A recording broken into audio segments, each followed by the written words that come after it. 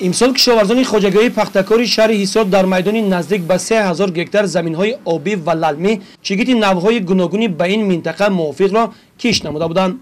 آغاز از اول ماه سپتامبر تمام خوجگیداران به جمع‌آوری طلای سفید شروع نمودند. کارخانه پخت تازه‌کنی شهر حصار با نصب تجهیزات‌های نو و زمانوی در این موسم فعالیت خود را آغاز کرده است. در مراسم کشاده‌شوی نمایندگان مقامات اجرایی حکومت دولتی، رهبران کارخانه و تشکیلات و خوجگی و جماعت‌ها اشتراک نموده حاضرین را به آغاز موسم پختخونداری و فعالیت کارخانه تبریک گفته و دهقانان زحمت‌کشای جماعت و خوجگی‌ها تحفه‌های خاطروی سپردند. نسبت سال گذشته و کنیم مقایسه کنیم اگر سال گذشته 1002 گکتار پخته کشیده بود، امروز خرسندی آور است که در اساس دستور سپارش‌های اساسگار صلح و وحدت ملی پیشوای ملت پرزیدنت محترم امام رحمان امروز کشاورزان شهر حصار در میدان 2714 گکتار پنبه‌دانه کشته نموده و امروز حوصله دلخواه پرورش کرده رساندند.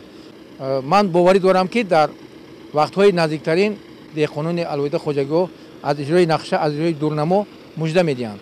اگر سال گذشته 2 پونکت قبول پخته بود، این سال 3 زواد کارکرد پخته در شهر حصار فعالیت می‌کند و این یک درجه با خوجگیداران با پختکاران سبکی می‌آورد، چون که از راه‌های دور دیگر خوجگی‌ها سرگرم نمی‌شن برای دور بردن پخته، بلکه به جای نزدیکترین خود پخته را برده می‌سپارند. بعداً کاروان سفید وارد کارخانه پخت تازه‌کنی گردید. از روی معلومات سرمهندسی کارخانه پخت تازه‌کنی، کارخانه در 2 بخش فعالیت داشته، در آن بیش از 100 نفر کارگران به کارکرد پخته سفربر گردیدند. اینچنین ذکر نمود که اشیای خام با پول نقد خریده شده به هر تانه پخته سری وقت مبلغ پرداخته می شود. ماموریت نقشه دارد که امسال واردات پخته را به کارخانه زیاد نموده، شرطنامه طرفین خوجگی‌ها را با کارخانه افزون نماید. سر کردیم قبول پخته را. کارخانه ما هر سال زیاده از 3000 تن پخته قبول میکند. در ناحیه در شهر حصار این سال زمین کشت پخته زیاده از 2700 گکتار شده است. هر روزه با پول نقد پخته را قبول کرده ایستادیم.